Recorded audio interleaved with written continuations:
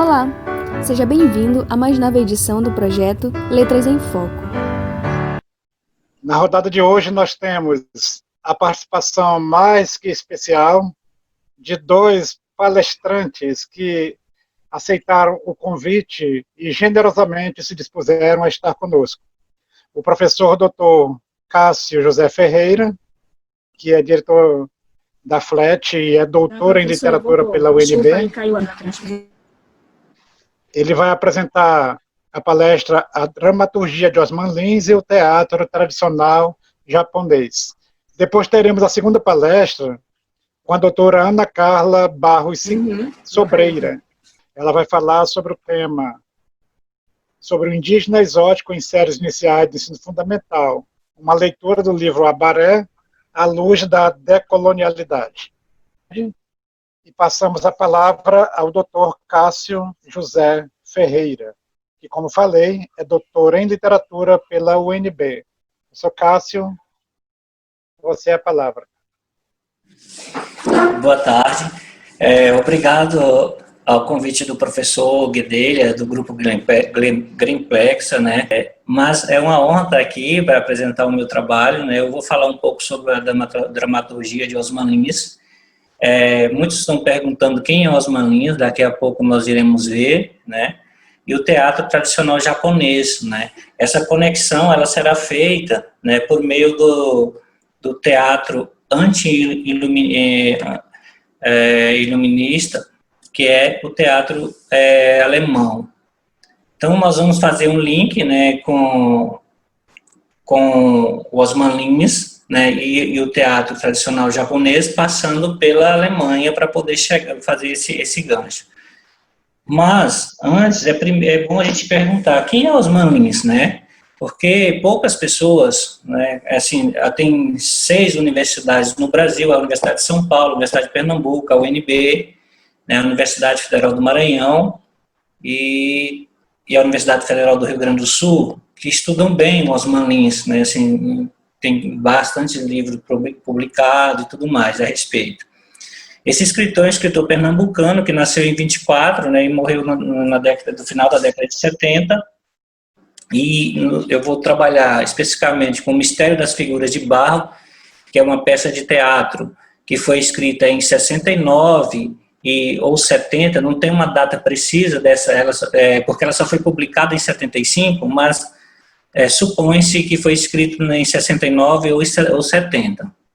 Entre as suas obras, né, nós temos O Visitante, de 55, Os Gestos, né, de 57, que é um livro de contos, o primeiro é um romance, e os que estão em vermelho, né, as marcações em vermelho, são peças de teatro, né, Vale Sem Sol, essa peça, ela desapareceu, ela foi encenada, e eu não consegui ainda lê-la, né, eu falei que iria a Vitória de Santo Antão, que é a cidade onde ele nasceu, atrás dessa peça, mas ainda não fui.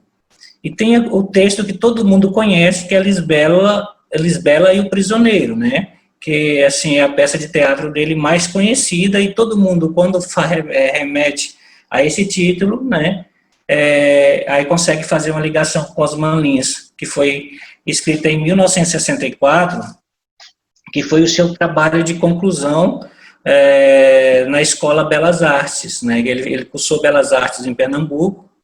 Então, o trabalho de conclusão dele, ele escreveu essa peça, Lisbela e o Prisioneiro. Aí temos em 63 Marinheiro em Primeira Viagem, e depois outra peça, A Idade dos Homens, Nove Novena, que é um livro de narrativas, ele é conto, mas ele chama de narrativas.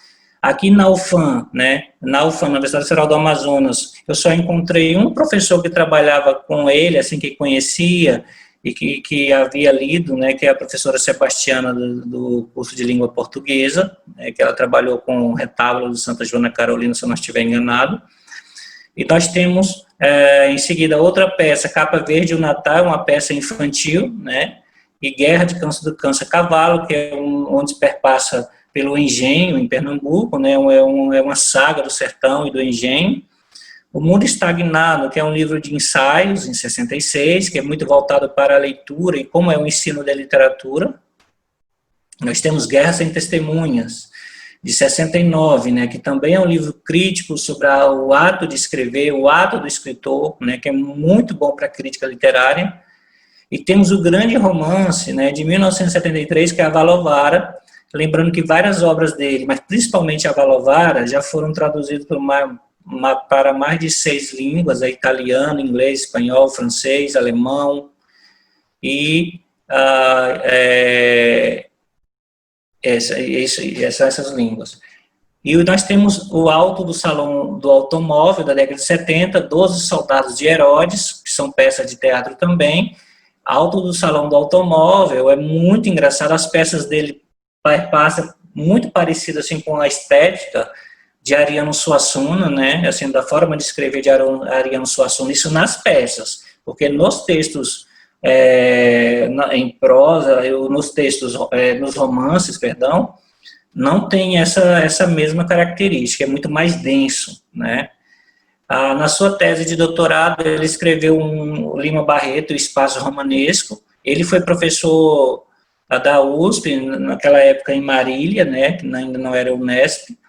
A Rainha dos Cáceres da Grécia, que ele escreveu em 76, do Ideal e da Glória, em 77, que também é um livro de ensaios sobre como é o pensamento, quase meio literatura e antropologia, né, sobre o pensamento da literatura e do escritor e da pessoa que lê a literatura.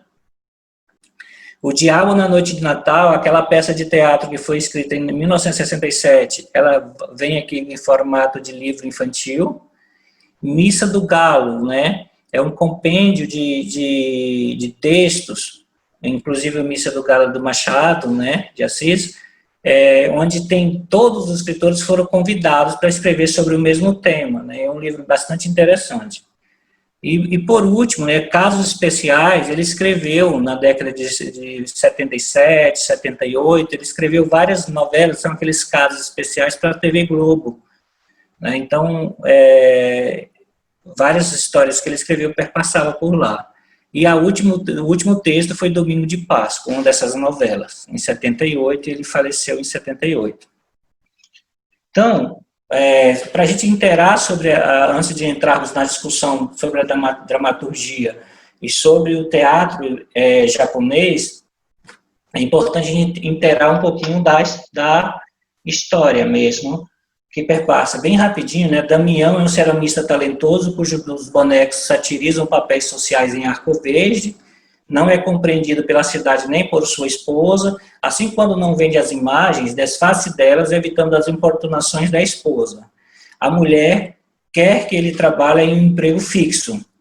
A caricatura do coronel Egídio Braga irrita e ele envia uma ameaça ao artista na pessoa de Claraval. Depois de executar a ordem do patrão, o empregado descobre uma imagem no rio, convertendo-se. Jerônima, a esposa de Damião, fica impressionada com a história. Claraval pede perdão a Damião.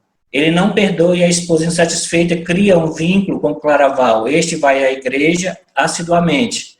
Depois da insistência da esposa para que Damião reconheça o milagre, né, do caso da imagem encontrada, o ceramista confessa que foi ele que fez a imagem encontrada no rio. Nesse momento, um pouco espinho, aí entra a questão mais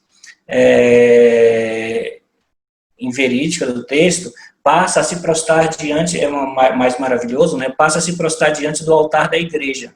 Damião começa a desconfiar de si mesmo e acredita ter sido instrumento de Deus na execução de sua obra.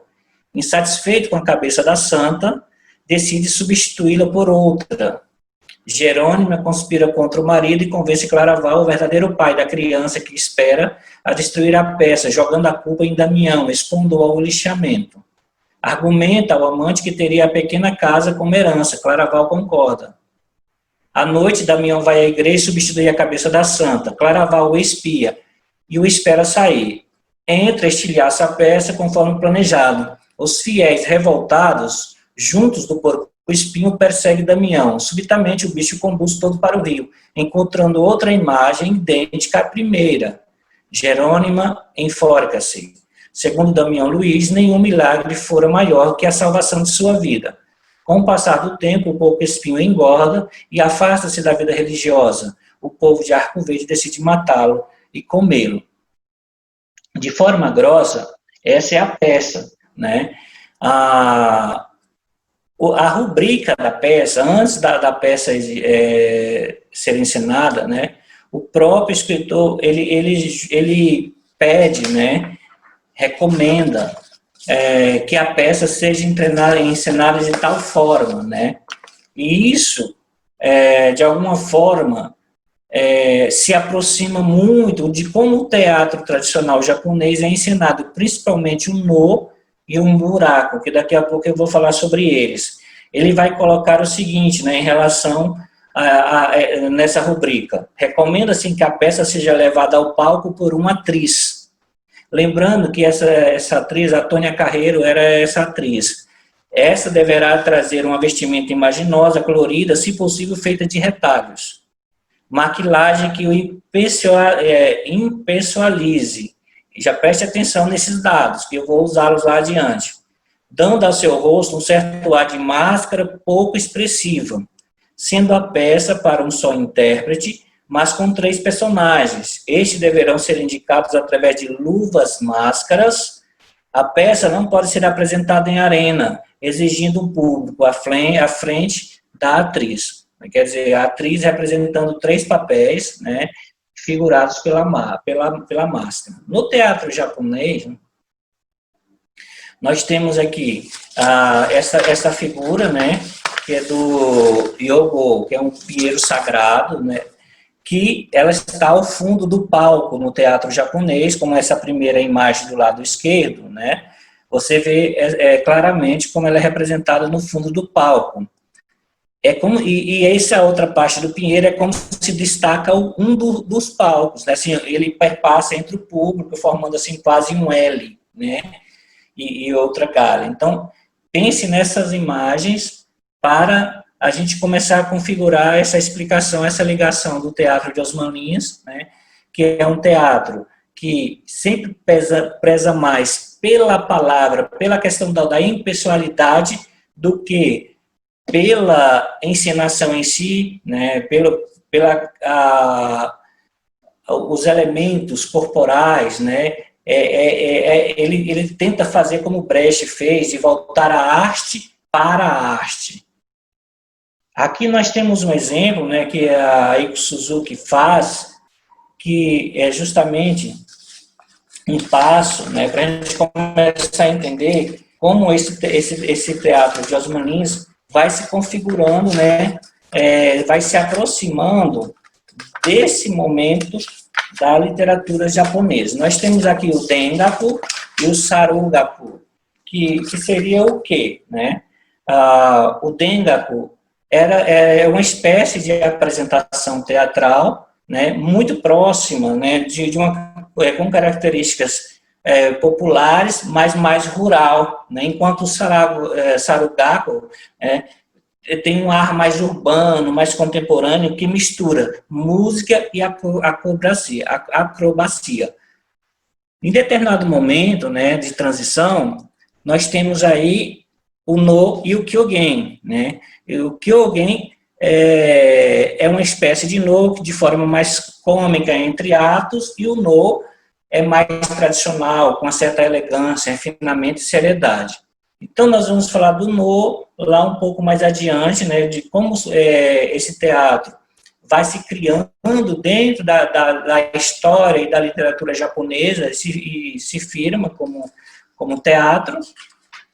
E algumas características do teatro, que eu vou pontuar aqui do teatro No, né, que é um teatro que usa máscara, que usa elementos humanos, não fantoches, mas personagens, né, atores mesmo, e aí nós temos uma apresentação solene, simbólica, literária, em voz grave, né. Se você pensar lá na peça Mistérios das Figuras de Barro, também, na rubrica, o Osman Lins, ele vai solicitar, né, que seja representado por uma atriz mulher, né, e onde cada mão vai ter uma máscara, e de alguma forma, né, bem diferente do folclore japonês, essa voz grave que o No apresenta, mas muito próximo do teatro de bonecos do Nordeste, né? Máscara simboliza deuses, personagens femininas, anciãos e seres naturais, sobrenaturais na peça de novo, no teatro novo, né? Não peça, teatro.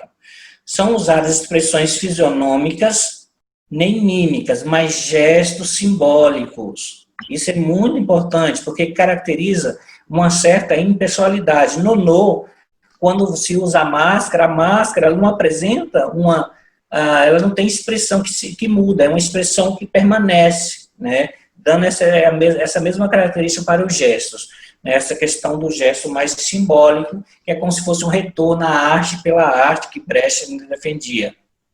É sincrético, estilizado e sofisticado, que mistura o sacro e o profano, né? Como nós vimos lá dessa junção entre o Dengaku, o Sarugaku, transformando no No, né, transporta essas características. O canto sem compasso é mais difícil do que o compassado, pois neste a precisão matemática e uma vez aprendido. Então, eu fiz um teste uma vez para tentar tocar o instrumento que fica ao fundo, né, no teatro, e é muito difícil para sincronizar a música, sincronizar a apresentação, né? É quase que música e a encenação se transformasse em um único corpo nesse teatro, nesse japonês.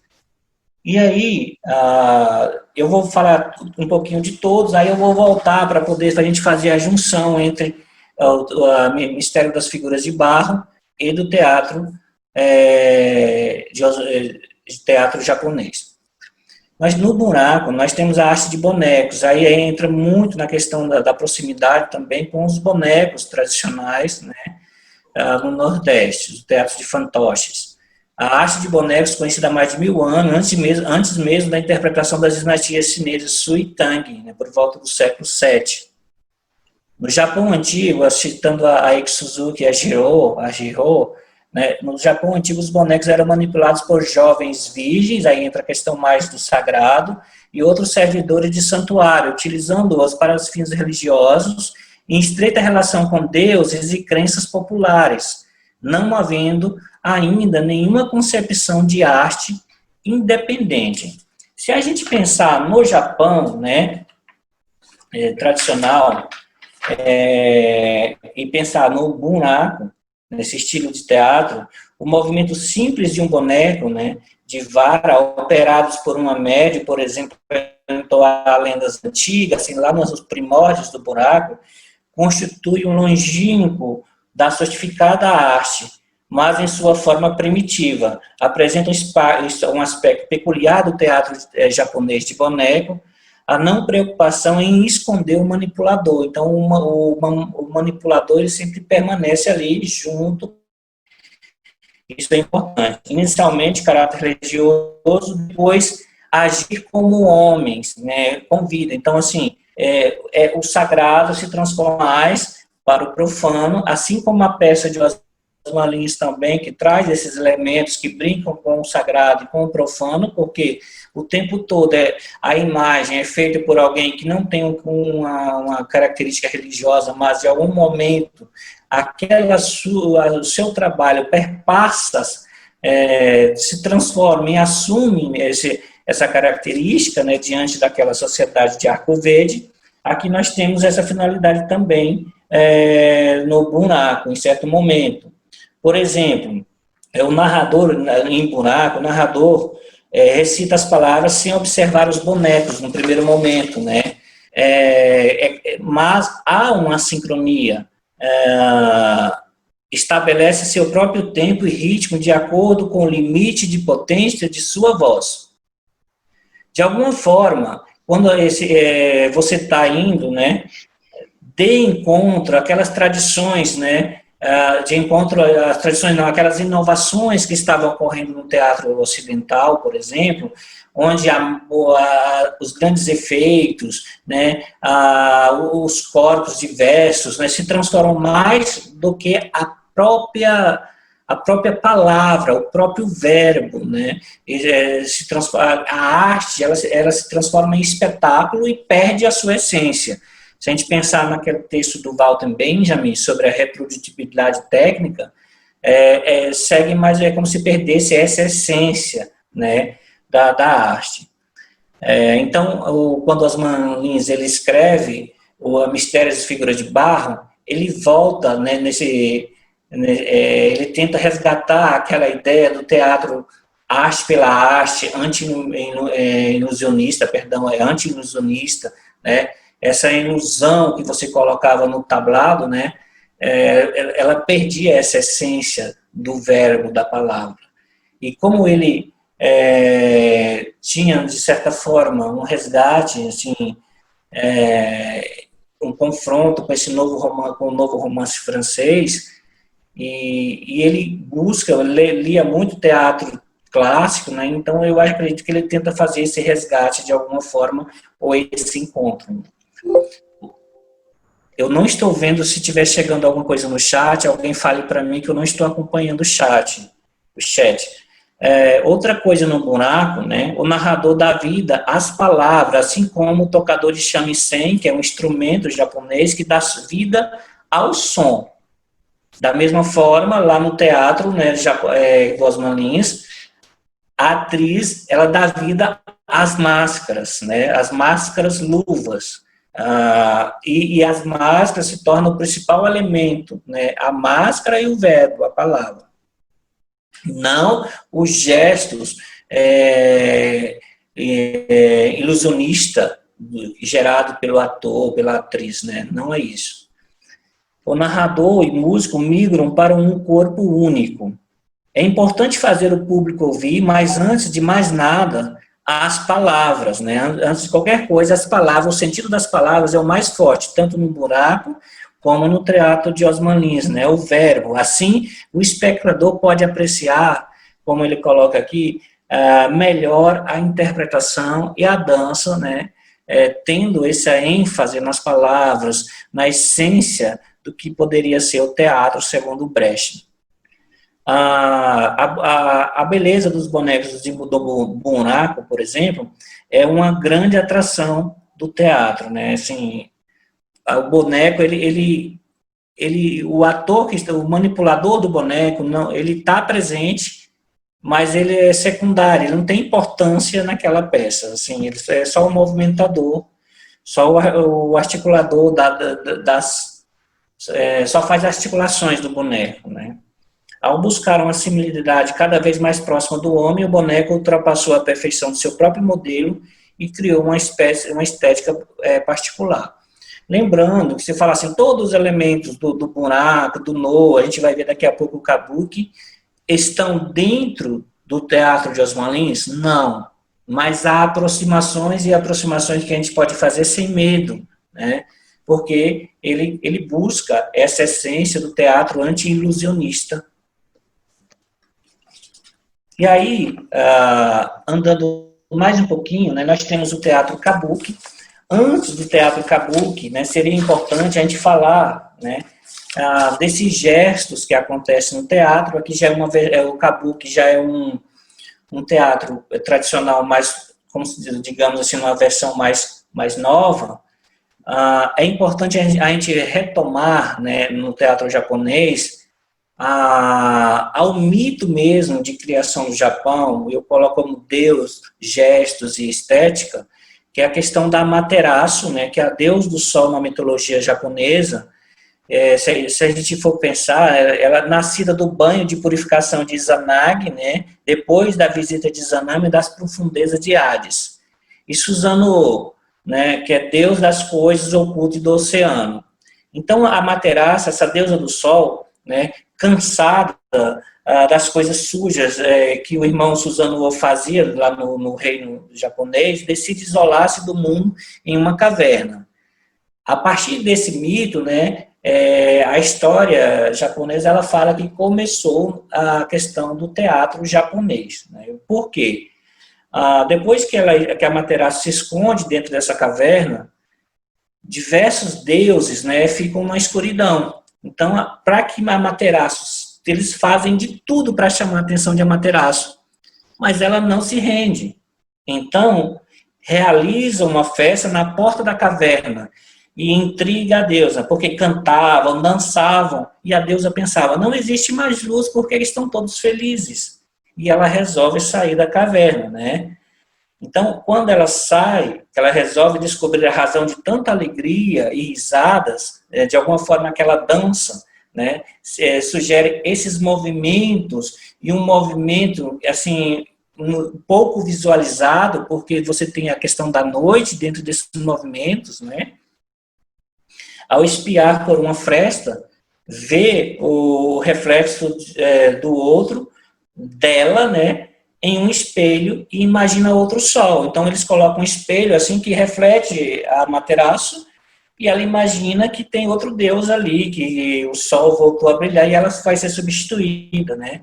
E quando ela sai, a caverna ela é fechada por outro, né, por Tadikara, né, que é o Hércules japonês, e triunfa a luz sobre a desordem. Então, o teatro japonês, de acordo com a literatura, né, japonesa, se consolida, nasce nesse aspecto. E daí nós temos essas representações, como eu já disse, no buraco, e o kabuki é uma expressão mais nova, né, provavelmente nesse ano em que a Mixace dos Shintoístas de Nomyokuni, ligada ao templo de Izumo, começou a apresentar-se em público, com música, dança, atuação, sem conter nenhum significado religioso. Seu estilo foi imitado e multiplicado, e algumas mulheres passaram a se apresentar, né, com ela. Era o início do kabuki, mas muito diferente daquele que nós conhecemos hoje. Era um kabuki mais voltado para a questão do entretenimento e mesmo pela sobrevivência daqueles atores e atrizes, né? Portanto, né, o kabuki começou como um meio pelo qual prostitutas, né, na verdade homens e mulheres, atraíam multidões que poderiam ser induzidas e também pagar por serviços sexuais. As performances frequentemente aconteciam em teatro e ao ar livre, em leitos secos de rios, junto com outros entretenimentos típicos de festivais, tal como apresentações com ursos, tigres ou luta de sumô, né? Mas uma das características que, se a gente pensar na questão do teatro, é o caráter popular, né, a origem popular e o caráter popular, inclusive no período Edo, por volta do século XVII, ele fica muito popular, e o teatro no e um buraco, eles tentam, se revitalizam para concorrer com o kabuki, apela à realidade cotidiana e mesmo em histórias mitológicas e a ação, e depois multiplicam, né, tomam conta de emoções, assim, apelam pelas as emoções humanas. Na dança, os movimentos expressam essa realidade da emoção humana. Diferem-se do Mistério de Figura de Barro e a rubrica posta por Osman Lins, né, no sentido em que o palco é giratório. O Osman Lins diz que o palco tem que ser fixo e onde o público possa ficar de frente para a atriz em que segurava as máscaras luvas. E a pantomima, né, os gestos, ocorrem na escuridão total.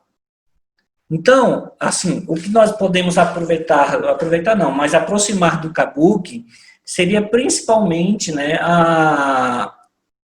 porque o kabuki ele é representado por por atores reais, né, por atores, e esses atores eles pintam o rosto e usam cores bem fortes, né, maquiagens vigorosas, vestes extravagantes. Nós temos o agato também, que pode ser mais suave e sensual, e nós temos também o maruhon, que pode ser com bonecos, mas a presença maciça é com atores mesmo, e esses atores pintam o rosto, né, dando uma certa impessoalidade naquela apresentação. E voltando na questão da impessoalidade, né, a gente retorna ao teatro anti-ilusionista, que a gente vai ver um pouquinho mais adiante, como nós tivemos aqui no Brasil o Anatol Rosenfeld, que faz essa aproximação no começo e defende essa questão que o Osman Lins ele trabalhava nesse viés anti-ilusionista do teatro. E aí ele vai falar o seguinte, né, nesse teatro ilusionista, anti-ilusionista, o comportamento simbólico, convencional, como no desempenho simbólico, estabelece modos cênicos de andar e de emitir a voz falsete, que no sentido europeu são evidentemente anti-ilusionistas. E foi nesse sentido que Brecht aplicou as lições asiáticas, né, justamente como principalmente o No, né, a máscara do teatro No, ela tem uma permanência, né, na feição, ela não muda, o tempo todo é a mesma imagem, né, mas o gesto é bem pensado, né, do ator que se esconde que é escondido pela máscara e a roupa especial, né, que é aquele gesto pensado, é que define toda a expressão, a voz, o verbo, né, sobressai entre todas as outras coisas no teatro novo. No buraco também, né, nós temos aí os bonecos que se movimentam, e nós temos a impessoalidade, porque o ator ele está em segundo plano, né, só o papel dele é fazer a manipulação dos bonecos. Então, a orientação de Osman Lins também sugere uma representação impessoal, despersonalizada. Como eu já disse, a estética está no verbo, está na palavra. O verbo é muito mais importante, né, do que a ilusão que o ator, a atriz pode causar no palco. E aí, nesse sentido, né, então, para a gente repensar novamente a citação do Osman Lins, quando essa citação aí em início, né, recomenda-se que a peça e tal, essa aí é a rubrica que está na peça. Só reforçando, recomenda-se que a peça seja levada ao palco por uma atriz, essa deverá trazer uma vestimenta imaginosa, colorida. Olha, nós temos aí na questão das vestimentas, que remete ao kabuki, se possível feita de retalhos, que lembra muito a questão mesmo da cultura popular nordestina. Maquilagem que se impessoalize, dando ao seu rosto um certo ar de máscara pouco expressiva, sendo a peça para um só instante, mas com 3 personagens. Estes deverão ser indicados através das luvas, máscaras. A peça não pode ser apresentada em arena, nem em palco giratório, digamos assim, exigindo, como o kabuki faz, exigindo um público à frente da atriz. Quando ele coloca, eu cito novamente essa parte que ele coloca, essa deverá trazer uma vestimenta imaginosa, colorida, se possível, feita de retalhos. Aí eu coloco, o teatro kabuki utiliza diversas cores e maquilagem para delinear a cena. O mie, né, literalmente a aparência, a pose, delineada nos movimentos de clímax da atuação do kabuki. Por exemplo, é o momento em que o autor se detém por um instante no seu movimento, como se posasse para um retrato. Nessa técnica, o ator põe em evidência toda a sua expressividade, mas ela é como se fosse uma expressividade simbólica, né? Não é a questão de você criar uma ilusão com isso, mas é onde você coloca a verdadeira expressão, né? É onde você se constitui como arte, e de alguma forma o retorno da arte pela arte, né? A essência da arte, como Benjamin coloca. Sendo a peça para um só intérprete, como está lá na citação, né, na rubrica, no, por exemplo, né, a apresentação solene e simbólica, literária em voz grave, que também é sugestão do teatro de Mistérios das Figuras de Barro de Osman Lins, né, bem diferente do folclore japonês. Máscaras simbolizam deuses, personagens femininas, anciãos, seres sobrenaturais, não utilizam maquilagem, não são usadas expressões fisionômicas nem mímicas, mas gestos simbólicos, como eu disse, né? Tem uma parte, deixa eu ver se eu consigo achar essa citação, porque esse trabalho que eu estou apresentando, eu estou finalizando, né, um artigo científico que eu estou escrevendo. Aí tem uma parte que o Osman escreve em Guerra Sem Testemunha, que é o livro que eu falei de crítica literária, que ele coloca assim, né? Em Guerra Sem Testemunha, eu vou ler literalmente. Essa parte que eu vou ler é minha, quando chegar na citação dele eu falo. Em Guerra Sem Testemunha, Osman Lins aproxima seu texto teatral com o teatro épico alemão. Em certo momento no livro, né, o escritor, do texto chamado Escritor e o Teatro, ele argumenta, citando Osman, no teatro, como na Bíblia, como na frase bíblica, o verbo faz-se carne? A lei básica do meu ofício, a mola da minha ambição, é exatamente o contrário. Transmutar carne em verbo. De alguma forma, né? A impessoalidade, a máscara, né? As cores, as vestes são mais solenes, né? Do que a própria interpretação do ator, da atriz. Aí fecha aspas, a citação dele, né? Transmutar carne em verbo. O modo como se manifesta a presença do autor no palco e suas limitações corroboram para a encenação impessoal, despersonalizada em mistérios das figuras de barro.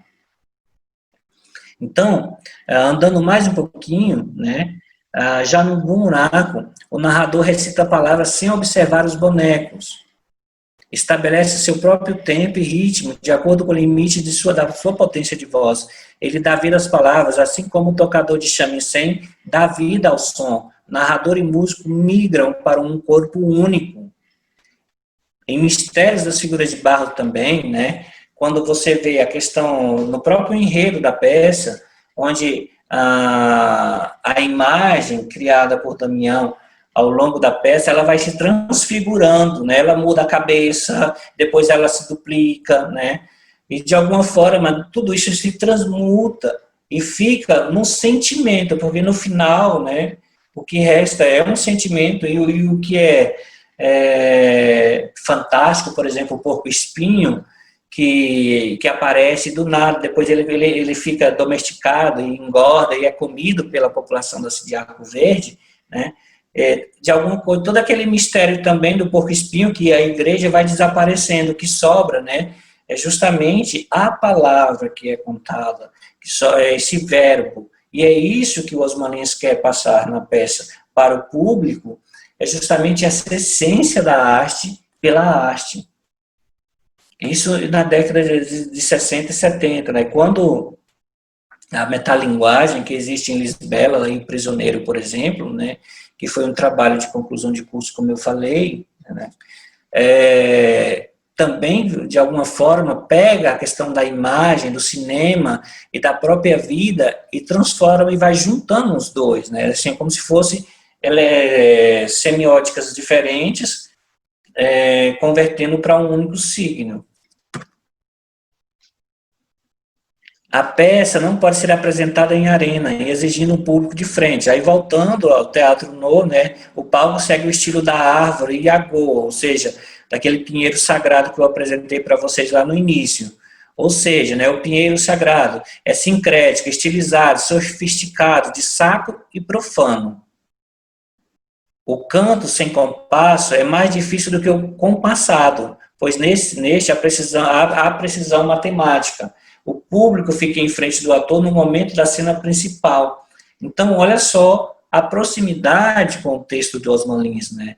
De alguma forma, o que Brecht pensa, né, busca lá do teatro asiático para criar esse teatro anti-ilusionista, né, alemão, de alguma forma, né, também é pensado nas peças de Osman Lins, né? Tem outras peças, mas principalmente Mistério das Figuras de Barro, que é assim que tem esses elementos mais fortes, né?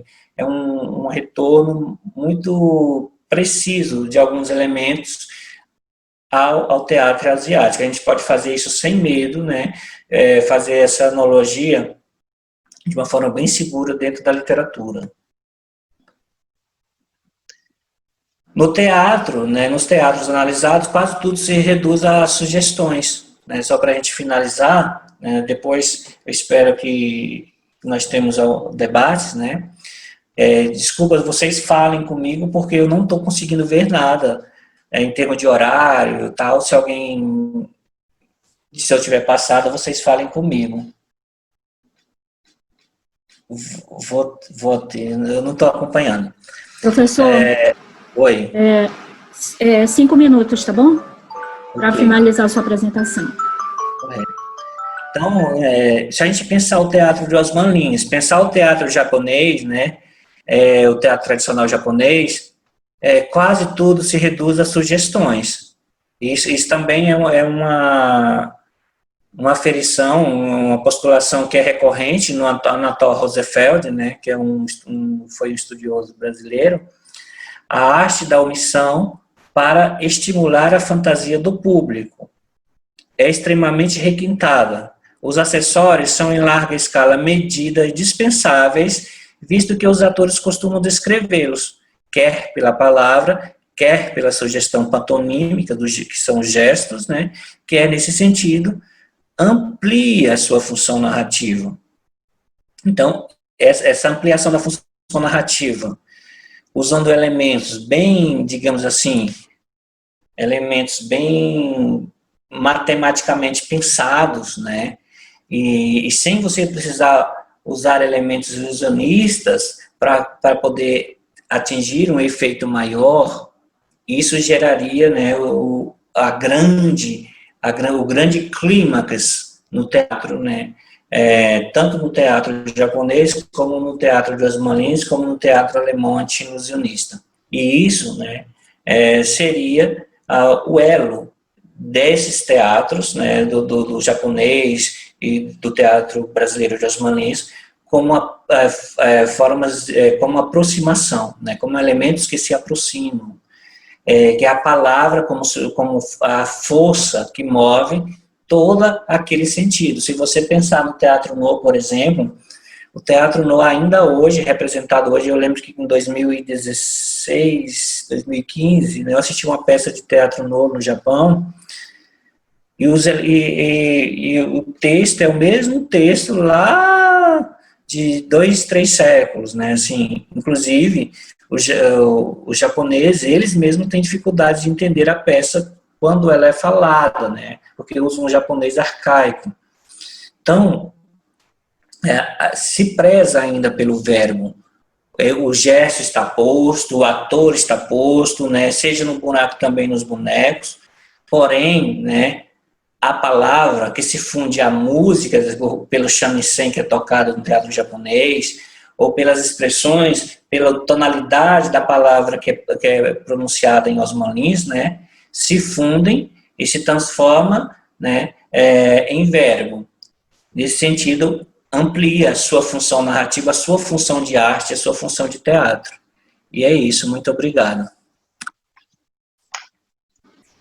Muito bem, parabéns, professor Cássio, pela riqueza desse trabalho, né? Um trabalho, a gente percebe que é todo minucioso, que é toda uma riqueza de detalhes.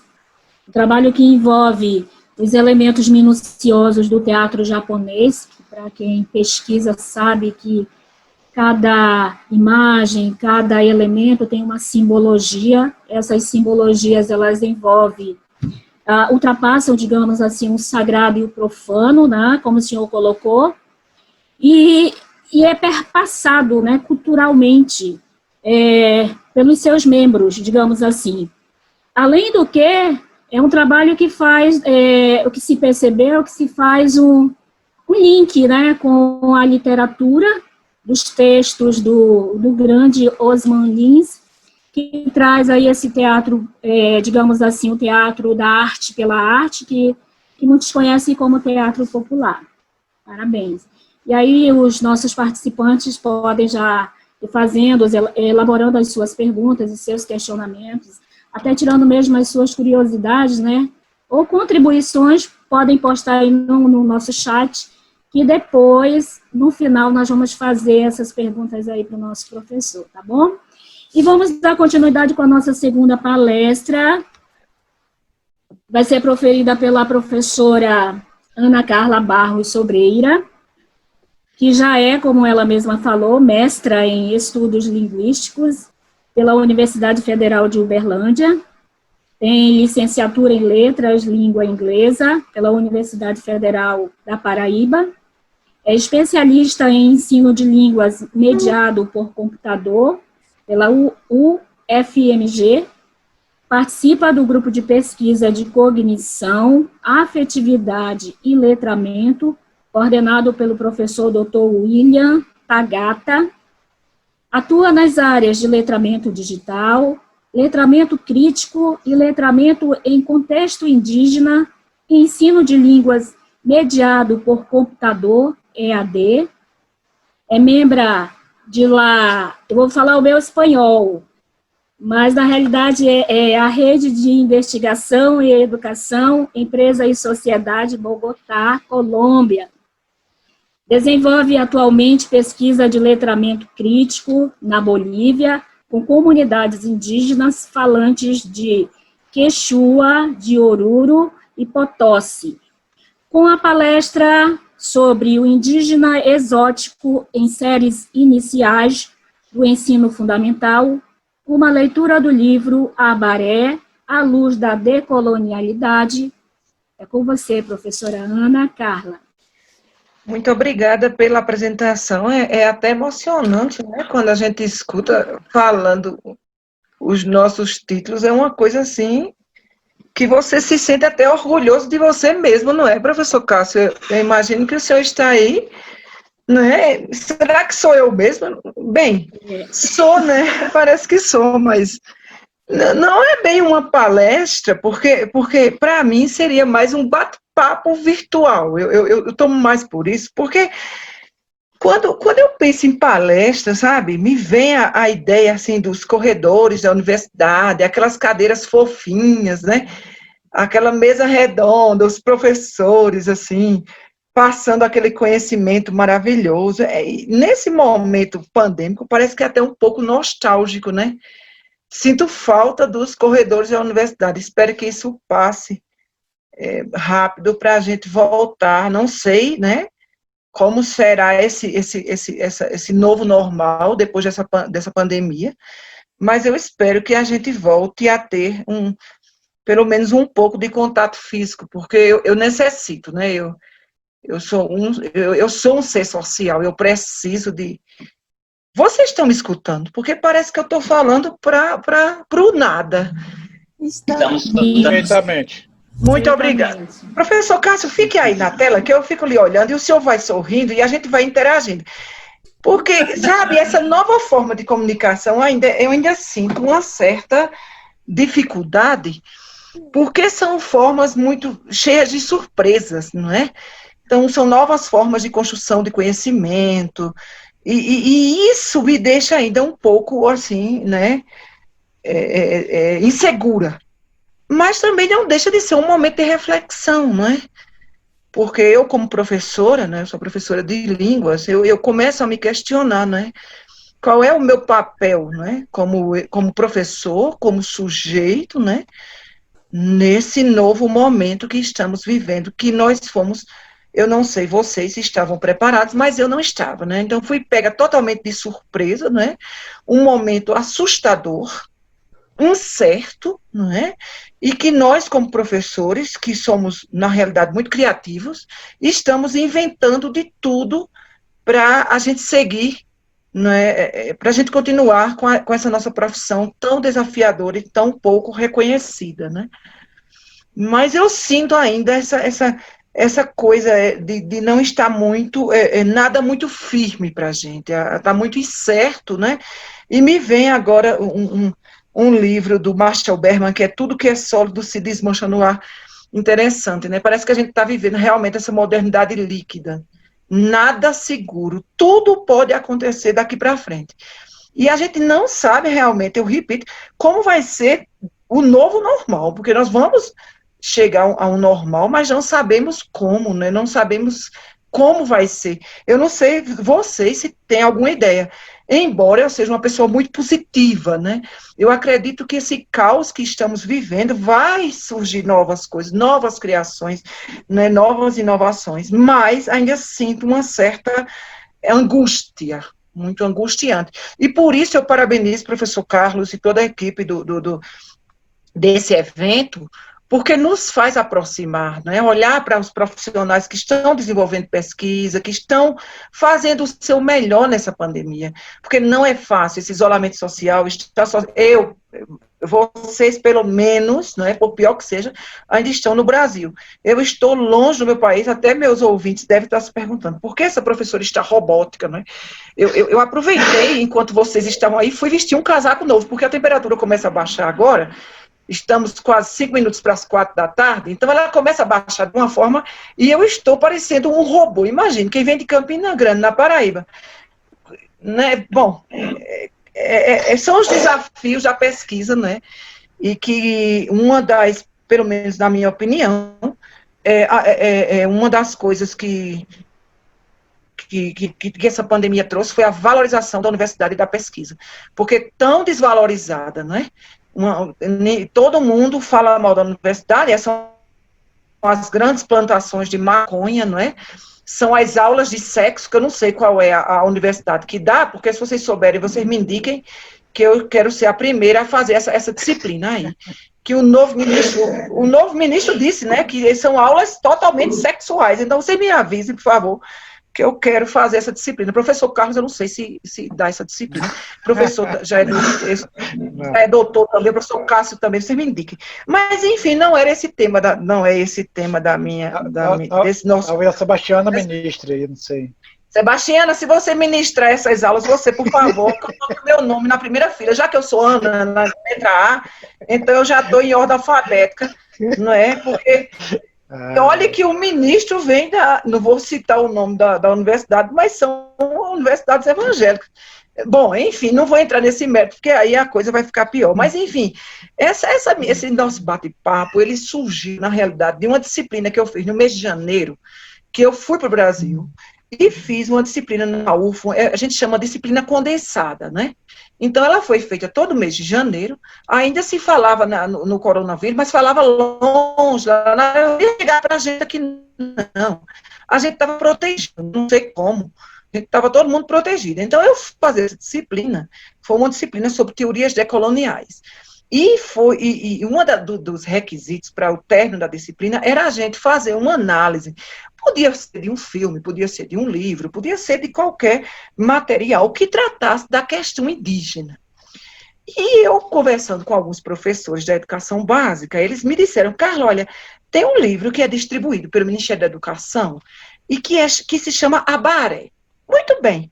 Então, eu fui lá, volto para cá, para a Cordilheira dos Andes, não consegui comprar o livro, baixei em PDF, que agora é outra moda, né? A gente já baixa tudo em PDF, e fui no YouTube também para ver o livro. O livro é interessantíssimo, porque ele é inovador. Em que sentido? O livro não traz textos escritos. Ele é imagético. Então, o livro é todo de imagem. E ele conta a história de um índiozinho que mora na floresta e que tem, né, o seu dia a dia, e na floresta tem o jacaré, tem né, na floresta amazônica. Eu não conheço a floresta amazônica, o pessoal de Manaus conhece mais que eu. Só foi de passagem, né? Quando a gente passa ali pelo Mato Grosso do Sul, aí tem um jacarezinho na estrada, né? E aí, eu conheço o jacaré por isso, mas eu nunca vi um jacaré pessoalmente, quase morro de medo, quase me acabo, quando vi o tamanho da boca do bicho. Mas, enfim, eu acho que meus ouvintes não leram esse livro, né? E eu gostaria, aquela menina do nome difícil, Cilaine, se você puder, Cilaine, passar para os meus ouvintes, olha, gente, não vai tomar muito tempo não, porque essas palestras virtuais são tão chatas que a gente, às vezes, assiste por necessidade. E eu não gostaria de ser, né, outra chata do momento. Enfim, Cilaine, se você puder colocar nesse momento, só para o pessoal ter uma ideia do livro Abaré. Por favor, Cilaine, eu lhe agradeço muito. Angue xixi no nawara shuguri.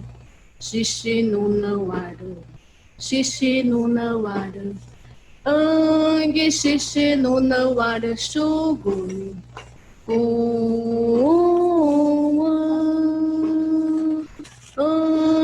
apange wara shuguri.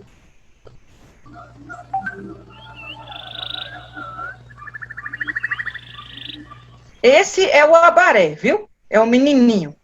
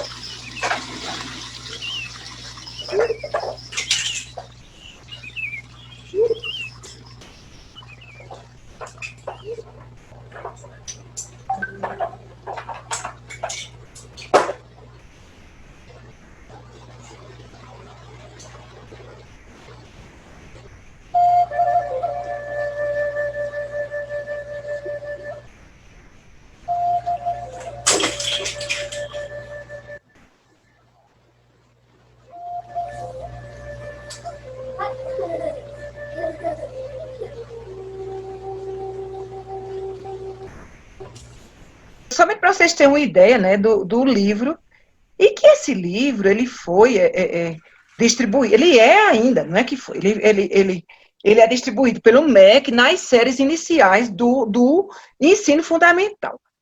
E com essa coisa do politicamente correto, de trabalhar as questões indígenas, né? Então, assim, o livro é muito trabalhado pelos professores. E eu não sei vocês, mas eu tenho uma lembrança muito grande quando era criança, né? Quando eu estava nas séries iniciais do ensino fundamental, que quando chegava o dia do índio, aí minha mãe me vestia de índio todinha, com as penas, uns cocal, e me mandava para a escola para festejar o dia do índio. Eu não sei hoje como é trabalhado o dia do índio nas escolas, mas essa lembrança eu tenho, né, de me vestir com aquela roupa indígena, com todo aquele estereótipo, né, para celebrar o dia do índio. Bem, enfim, falar de indígena, não é falar, sem dúvida, de cultura e falar de identidade, né? E seguramente de conceitos epistemológicos fortemente sedimentados que refletem nossas crenças e nossas práticas diárias, né? O próprio conceito de indígena é interessante que ele surge a partir de discursos construídos de forma a hegemonia colonizadora conservar o poder. E aí vem alguns questionamentos iniciais, né? Como nós, né, professores e sujeitos desse mundo, podemos dialogar entre questões tão polissêmicas e confusas como são as questões de cultura e de identidade?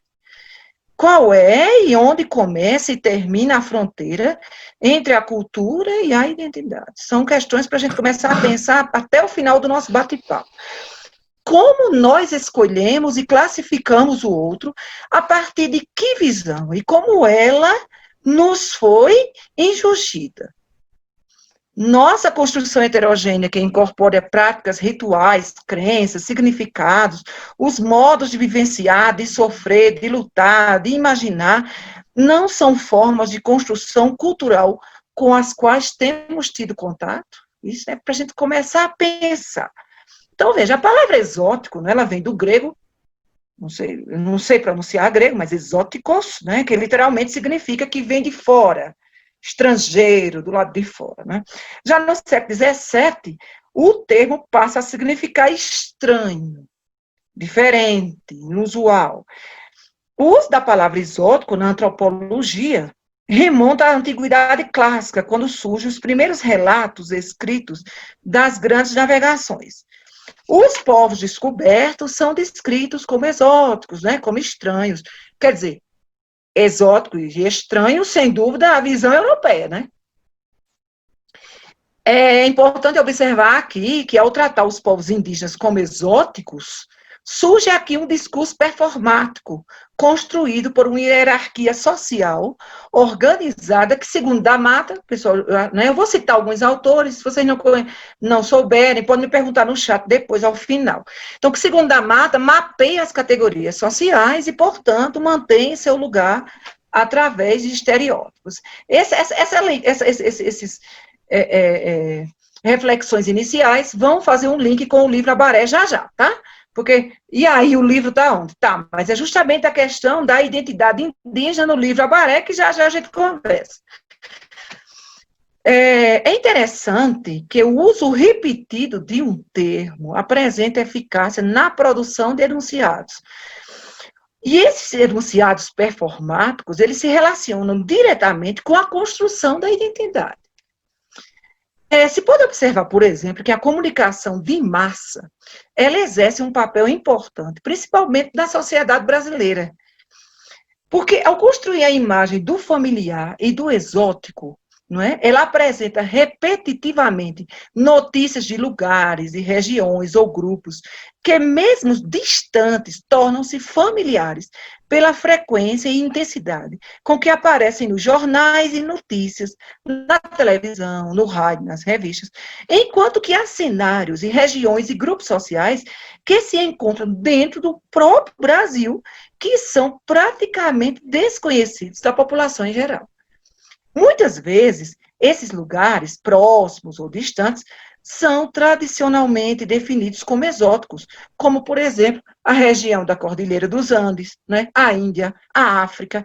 E esse processo de injunção dos discursos hegemônicos contribui para reforçar ou definir o conceito de cultura e identidade, pois nossos discursos não são isolados. Eles fazem parte de atos linguísticos que se interligam e constituem uma rede mais ampla de significação. E essa rede mais ampla de construção de semioses define o indígena como exótico e não como familiar, atribuindo negatividade à identidade indígena. Nesse momento, agora vale observar um pouquinho sobre a noção de cultura, não é? Que, segundo Grimson, tanto a identidade como a cultura estão entrelaçadas, embora suas fronteiras nem sempre coincidam. Para o autor, Grimson, como eu citei, o conceito de cultura nos remete a nossas práticas, crenças, significados rotineiros, e que estão fortemente segmentados, enquanto que a noção de identidade se refere aos sentimentos de pertencimento que temos com relação a uma coletividade, a um grupo social. Assim é que dentro de um grupo social, no qual todos os membros fazem parte, não necessariamente pode haver homogeneidade cultural. O ponto de partida seria entender claramente a diferença entre as tramas existentes, entre práticas e significações de um lado e as categorias de pertencimento de outro.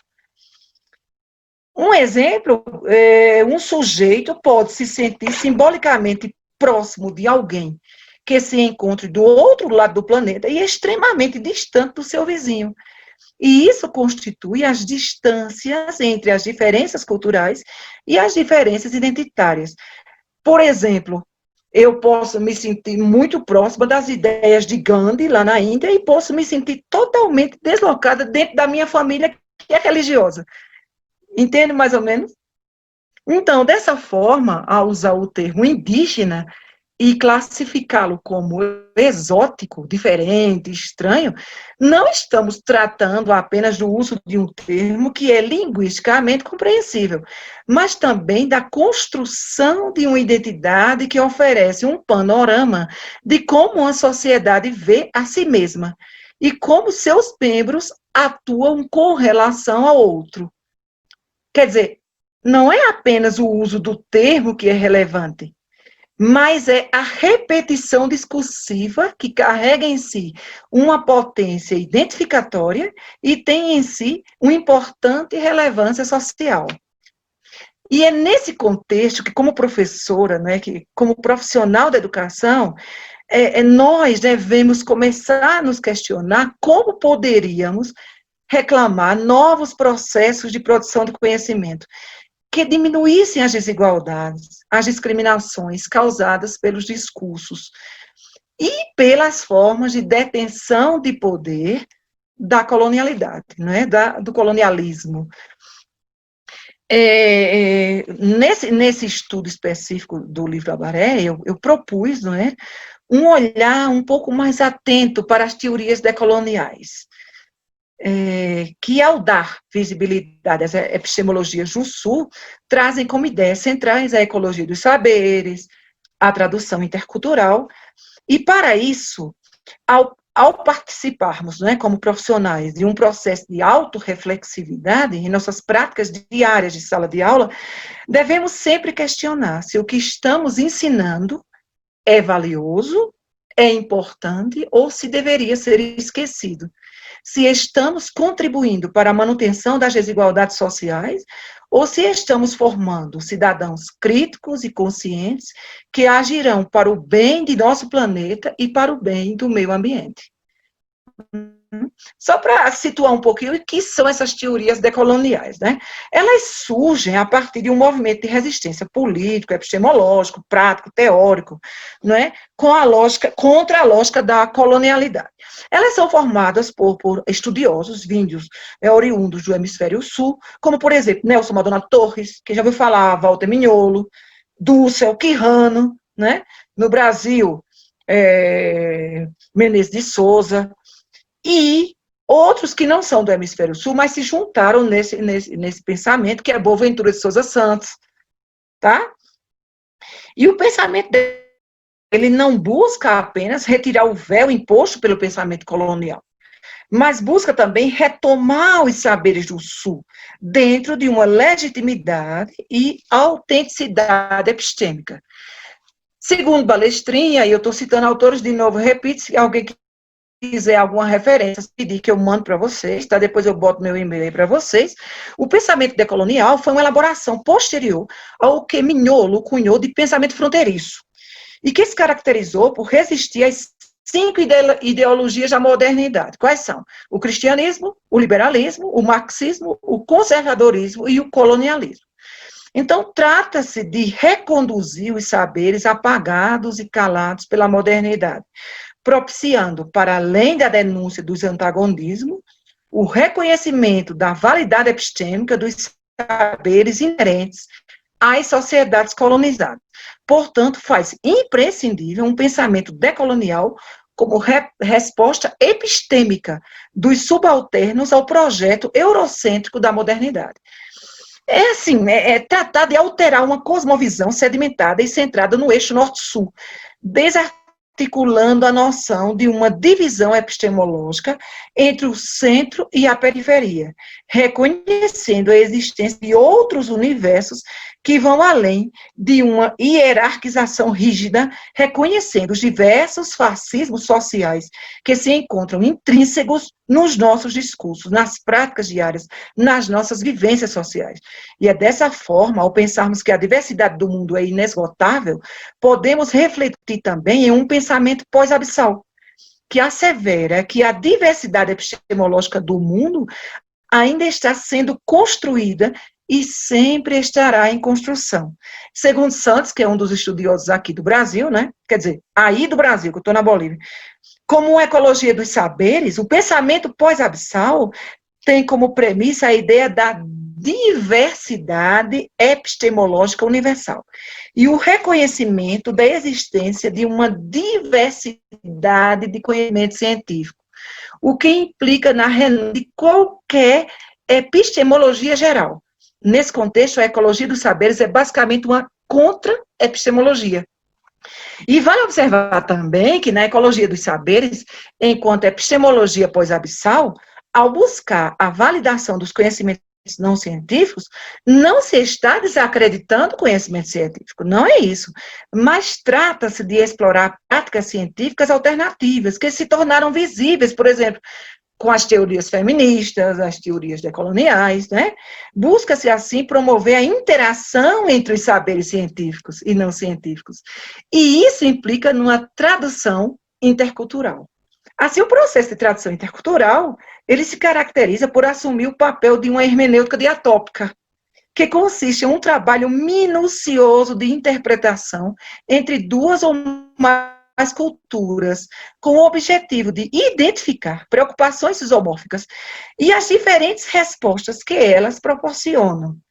É a tradução entre os vários conceitos de sabedoria e cosmovisões diferentes. Entra, por exemplo, a filosofia ocidental e o conceito africano de sagacidade filosófica.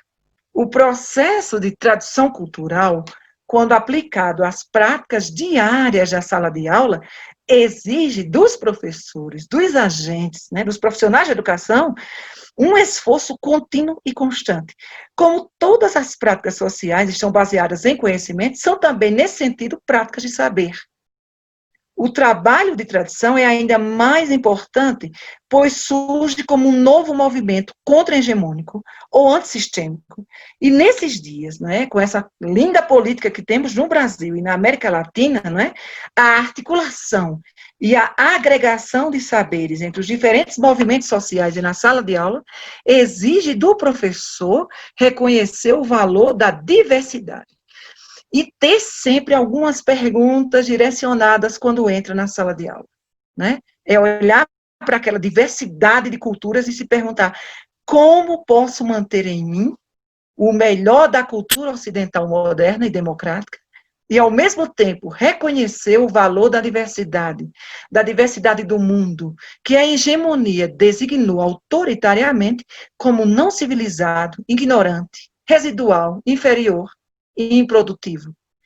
E como eu, professor, eu posso contribuir para a realização de uma hermenêutica diatópica entre qualquer um dos saberes e qualquer uma ciência, seja ela branca, negra, indígena, na América Latina.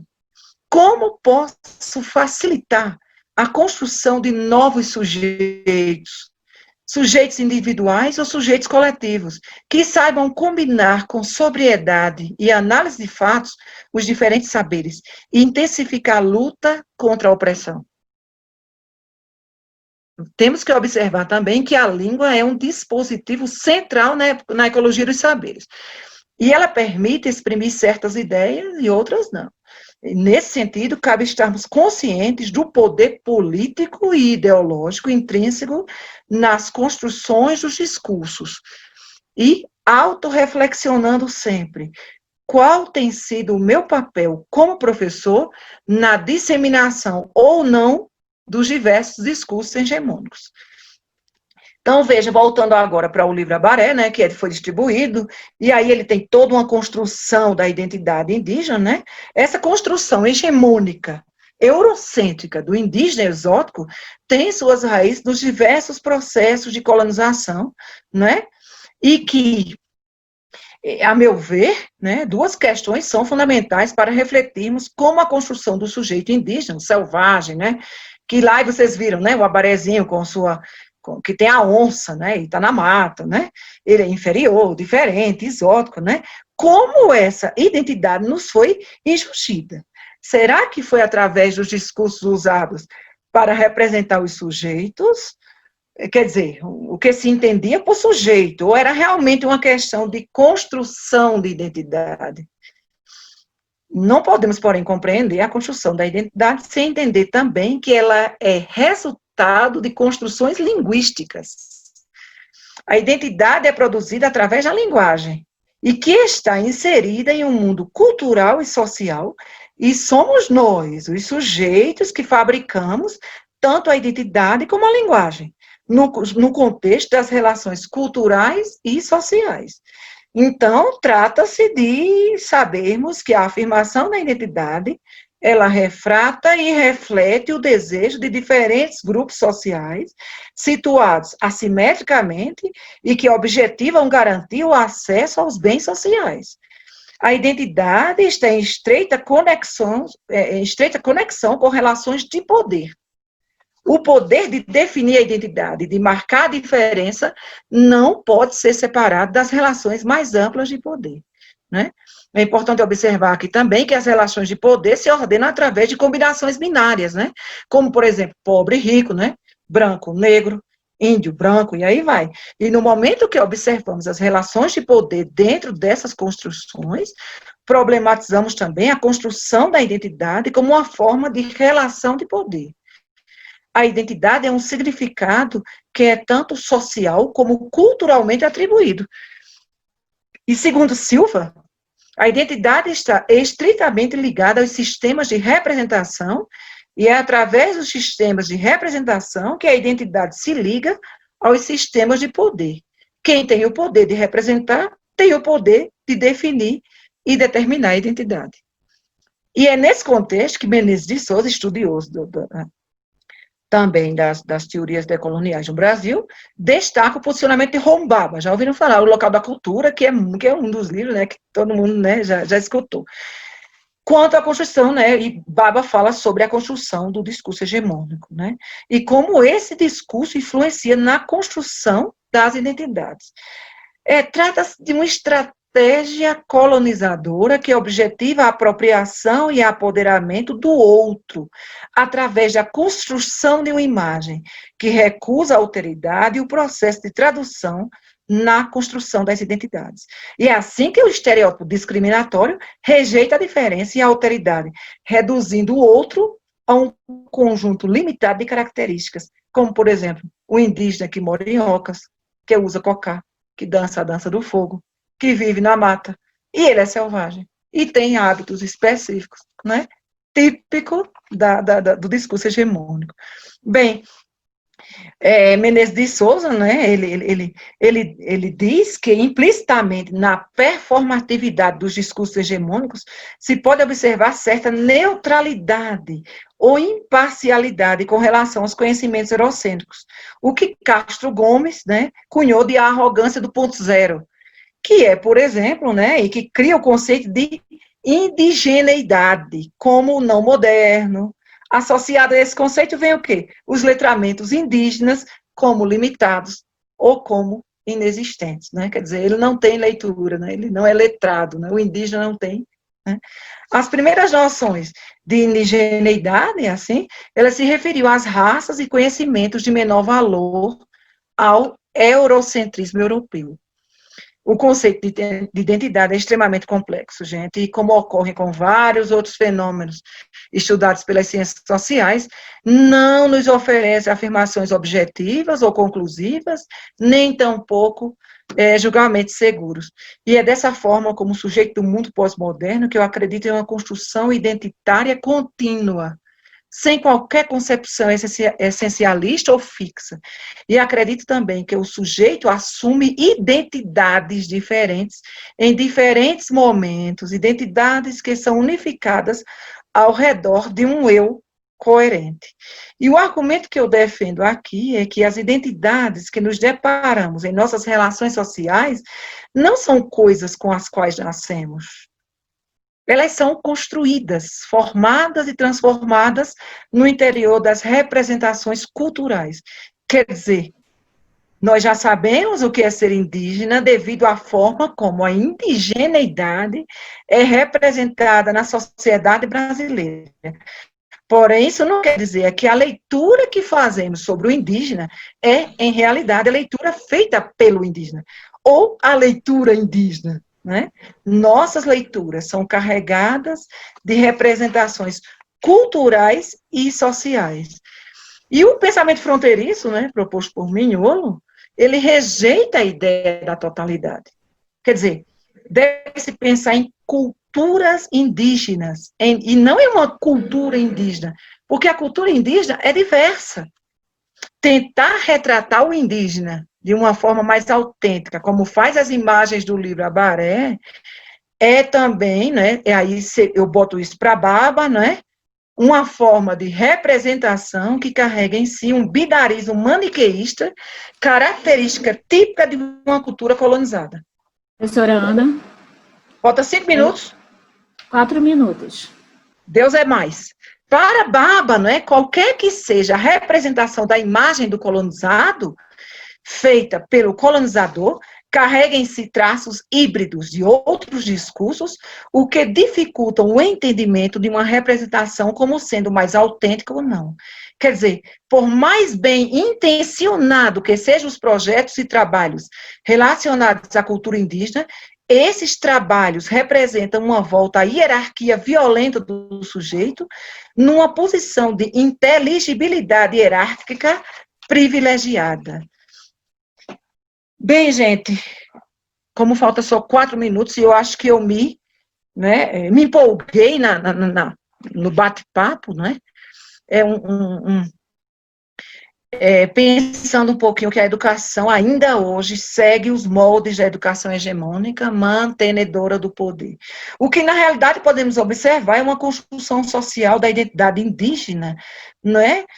E que tem um autor que é muito interessante, que é o Gombrich, que ele diz o seguinte: nós vemos com a mente e não com os olhos, quer dizer, se vê o que se aprende. E esse conhecimento aprendido e aprendido é culturalmente construído, tá?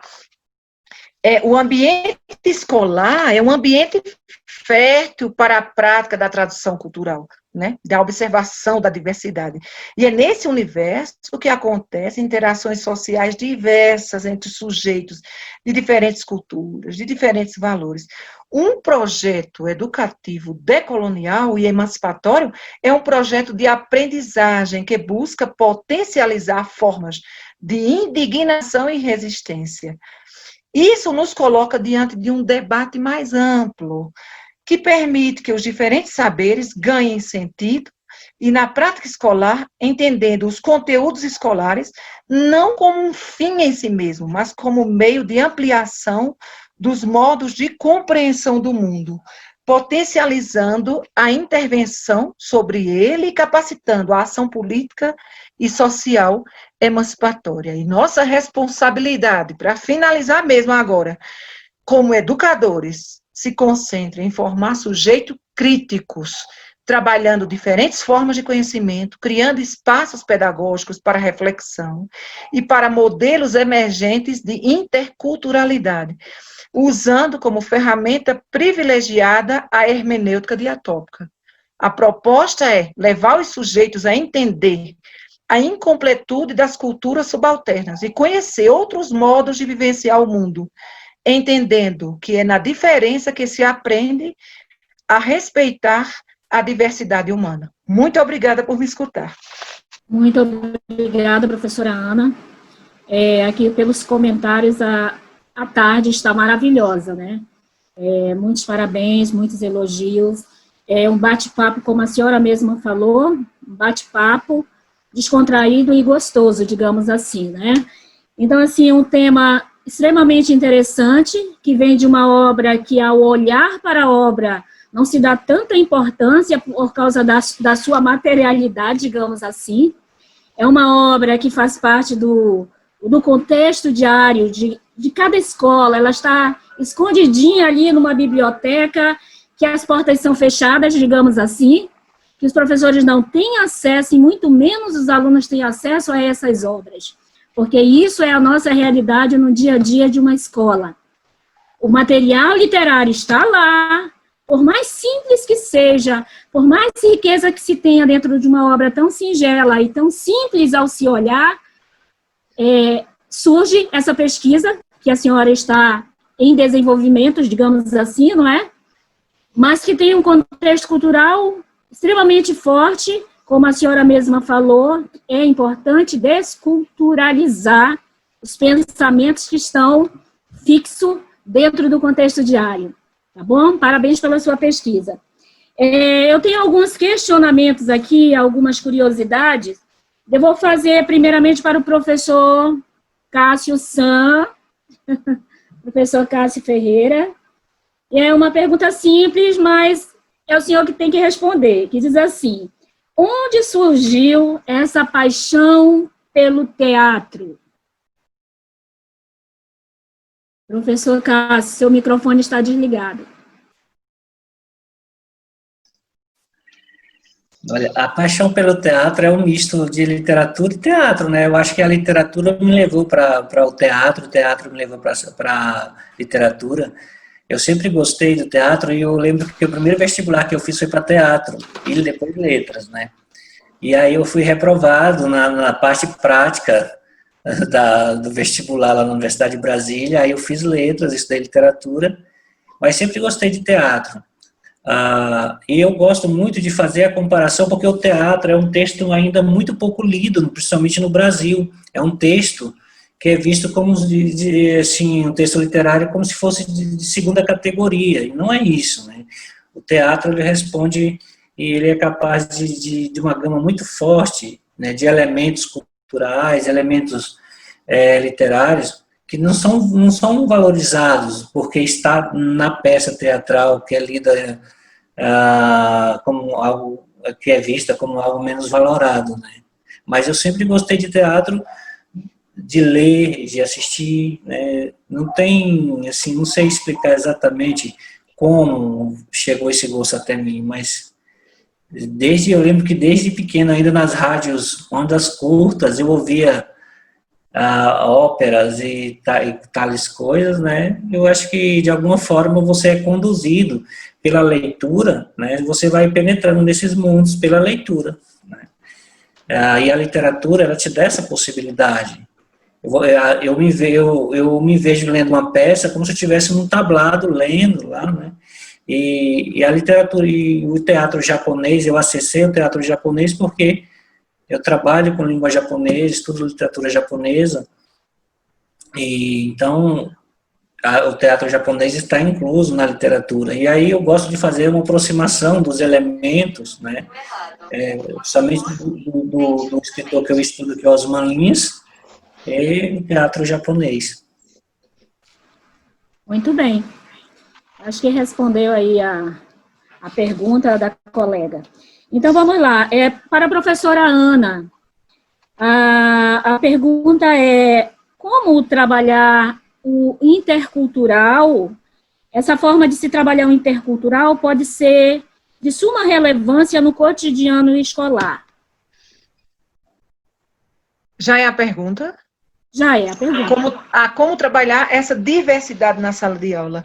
Intercultural. Sim, sim. Essa diversidade da sala de aula exige do professor crítico, né? Do professor que tem como base a pedagogia crítica, e aí a gente se refere a Paulo Freire, né? Muito condenado por esse nosso governo, mas é aquele ato de amor, aquele olhar, né, de respeito pela diferença. Então, é aquele olhar ético, né? Então, eu tenho 50 alunos, mas ali eu tenho 50 culturas, 50 valores, 50... Então, são valores diversos que podem ser agregados, não é, na minha sala de aula. Então, assim, eu não sou o detentor do saber. Eu não sou professora detentora do saber. Eu sou a professora que vai aprender com a diversidade, porque eu também sou um sujeito heterogêneo. Eu também fui formada em construções culturais. É aprender a respeitar a cultura do outro, que é tão difícil. Quem nunca, por exemplo, sofreu um assédio religioso, né? Quem nunca sofreu, por exemplo, a tentativa de conversão, né? E ver o aluno como ele tem a sua própria religião, né? Nessa pandemia louca que estamos vivendo, e muito, eu falo pandemia mental também, porque eu não sei se vocês viram as agressões às culturas africanas, às religiões africanas, né? Então, eu tenho um aluno que é do candomblé, eu tenho um aluno que é evangélico, eu tenho um aluno que é judeu, eu tenho um aluno que é católico, e naquele momento de dar uma aula de religião, por que eu vou falar no que é certo e no que é errado, nesse binarismo, não é? Porque eu tenho que criar isso, porque eu não posso aproveitar todo esse conhecimento para construir novas semioses. Não sei se respondi a pergunta. Muito bem. Agora, a pergunta é para o professor Cássio. A pergunta é assim: Osman Lins foi um homem que fez da sua obra, foi um homem que fez a sua obra anos à frente do seu tempo. A pergunta é: existem formas ou maneiras de se entender a complexidade, a contemporaneidade nas obras do autor? Sim, olha só, Osman Lins, ele trabalha tanto com a questão estética, como a estruturação mesmo do romance, mas a questão estética, estrutural, matemática da obra. Tudo isso está incluso dentro do romance dele, por exemplo. Se você ler A Rainha dos Cáceres da Grécia, que foi escrito em 76, é como se você estivesse lendo e enxergando o país de hoje, assim, ele consegue visualizar algo que está além do seu tempo. Mas, por exemplo, e Avalovara, que é o romance que eu considero o romance mais difícil de você penetrá-lo, né? Eu acredito que assim, é como se você estivesse em cima de uma espiral e essa espiral estivesse rodando cada faixa de um quadrado, porque é como se ele pensasse que a escrita, você tem que delimitar um espaço e preencher esse espaço com a escrita, porque senão você nunca consegue preenchê-lo, se esse espaço não for delimitado. Então, você pode ler seguindo a sequência que está no livro Avalovara, ou você pode ler pelas letras, né, que vão perpassando cada parte do quadrado, a espiral, vai perpassando cada letra. Você pode ler todas as letras S, todas as letras R's, e você vai entender o romance da mesma forma. Só porque assim, ele vai costurando, ele pensa como se fosse o ato de você tecer mesmo, a urdidura de um tapete, né, os laços que vão se entrelaçando. Então ele quebra essa linearidade da obra, que a gente está tão acostumado a ler, nos fatos, ocorre no tempo exato, né? Então ele quebra isso. Em Retábulo de Santa Joana Carolina, que é das narrativas que está em 9/novena, por exemplo, ele trabalha com a estética dos 12 mistérios, mesmo como se fosse a questão a reza católica, né, do texto e tudo mais, né, a invocação dos mistérios, só que ele venera assim, uma pessoa, Joana Carolina, ela é uma pessoa simples, né, que ela é levada a capacidade, a santidade, uma certa santidade, mas é uma santidade crua, uma santidade terrena, não é uma santidade sagrada, né? É justamente os percalços e as diversidades que ocorrem aqui nesse mundo que vão pautar essa santidade dela, né? E esses mistérios justamente os espaços que vão preenchendo e compondo toda a vida de Joana Carolina, do nascimento à morte, dito em diversas vozes, né? Não é só uma primeira pessoa, ele mistura tempos, entrecorta tempos para explicar esse retábulo de Santa Joana Carolina, por exemplo. Em Rainha dos Cáceres da Grécia, por exemplo, ele conta a história, né? É como se fosse alguém escrevendo uma história que já está escrita, né? Para que não morra, é como se fosse uma metalinguagem do ato de escrever e, ao mesmo tempo, da burocracia, porque uma das personagens, ela passa o tempo todo tentando vencer aquela burocracia do antigo INPS, né, e não consegue. Então, esse é um dos pontos. Então, a partir de emblemas bem comuns, mas que de alguma forma marca a vida do cidadão brasileiro, ele pontua isso de uma forma universal, né? Ele transforma aquilo numa ficção tão universal que aí ele entrelaça o cosmos, a cosmogonia, né, e o terreno de uma forma muito, muito, muito fácil para ele, muito matemático. Para você ter ideia, em Avalovara, cada letra, né, ele vai crescendo, é contado até as linhas no original. Então, assim, cada letra tem uma quantidade certa de palavras. Então, isso, e você só consegue, eu só fui notar certos aspectos da obra de Osman Lins, principalmente em Avalovara, depois da 10ª leitura do livro. Porque antes, eu não conseguia perceber, mas cada leitura você vai destruindo a camada, você vai penetrando em outra camada e você vai descobrindo elementos, né, que antes não existia na leitura anterior.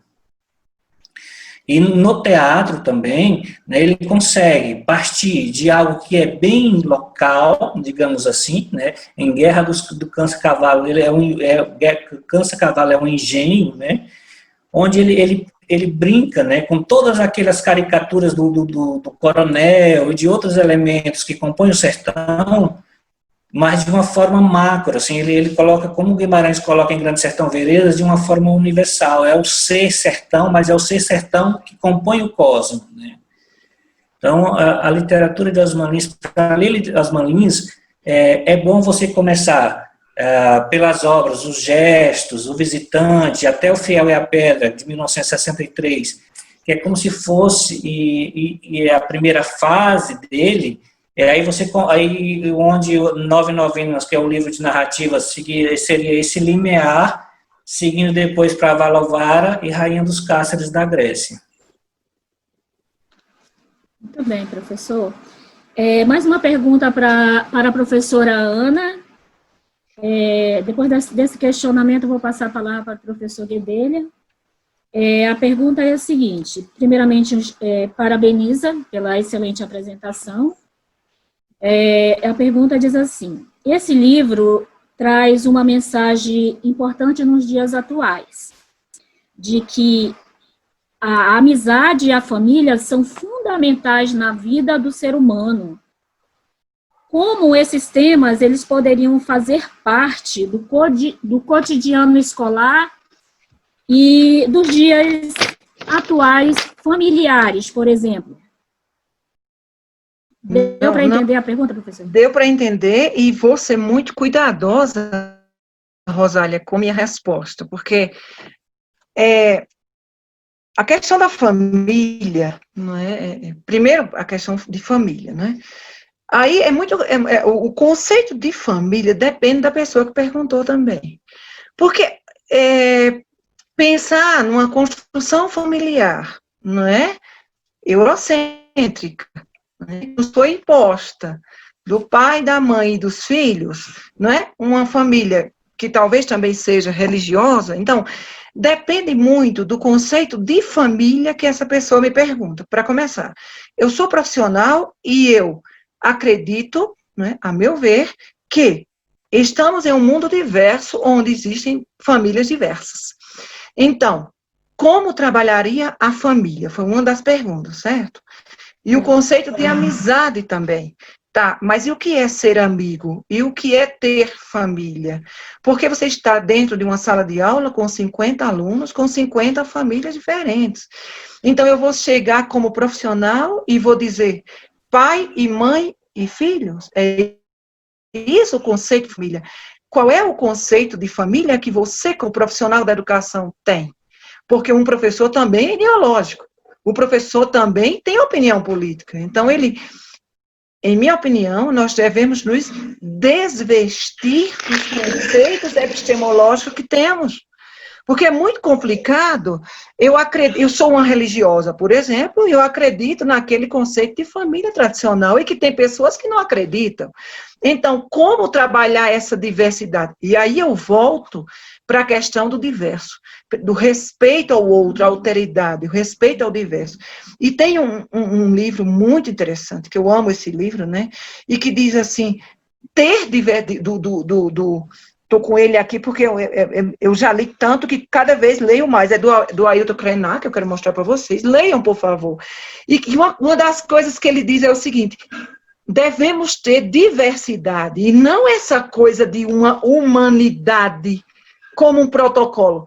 Porque isso até agora foi só uma maneira de homogeneizar e tirar a nossa alegria de estar vivos. Porque a diversidade é a beleza do humano, é a beleza do nosso universo, né? Então, a questão da família é repensar, não é? Que conceito está cristalizado em mim? Porque o que é que eu vou passar para o meu aluno? Não é? Nós temos famílias diversas, repito isso, né? Então, para essa pessoa que perguntou, que não se identificou, por favor, esse livrinho é bem baratinho, você vai comprar ali em qualquer livraria e vai abrir para você os olhos do diverso, de ver o outro com respeito e, acima de tudo, com ética, né? E a ética é como a ética de Levinas, né? É respeitar a alteridade, né? É como a ética bakhtiniana, né? Respeitar a linguagem do outro, né? Que também é construída socialmente, como a minha é. Não sei se respondi.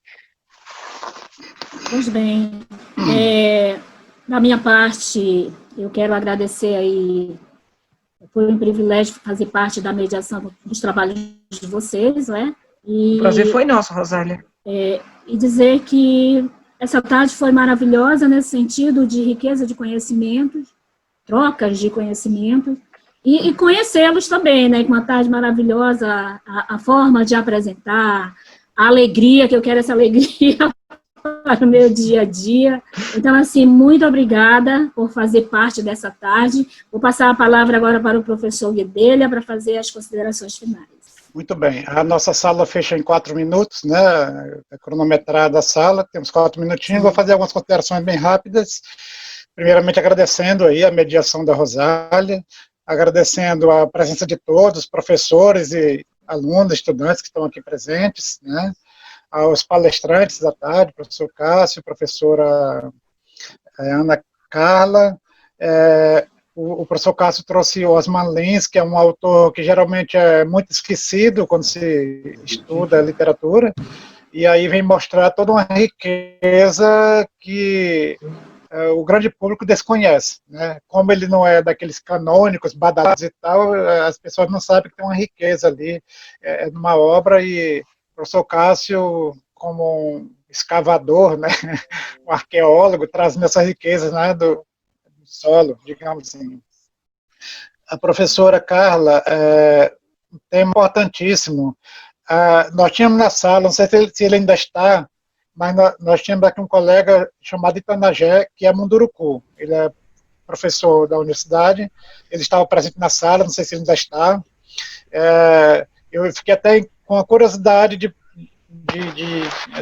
repente saber o que ele pensa sobre isso, mas eu acho que ele já saiu, deve ter caído a conexão. Mas, assim, uma frase que você falou marcou bem forte aqui. Você falou assim, eu não conheço a Amazônia. E assim, eu pergunto em cima dessa fala, né, quem é que conhece a Amazônia? Né, nós, da Amazônia, não conhecemos a Amazônia.